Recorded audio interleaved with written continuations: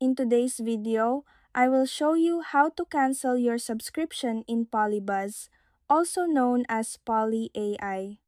Since most subscriptions for Poly AI are handled through the Google Play Store on Android, that is where you will need to go to manage it. To get started, open the Play Store app on your device and make sure you are signed into the Google account you used to purchase the subscription.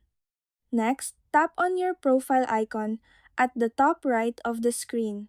From the menu that appears, tap on Payments and Subscriptions and then select Subscriptions. Here, you will see a list of all your active services. Find and select the Poly AI or Polybuzz app from the list. If you have an active subscription, you will see the details of your plan here. Simply tap on Cancel Subscription at the bottom. You may be asked to provide a reason for canceling. Just select one and confirm.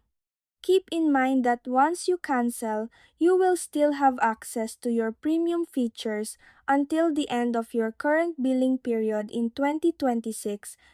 If you don't see Poly AI in your Google Play subscriptions, you may have subscribed using a different email or through the Apple App Store if you previously used an iPhone.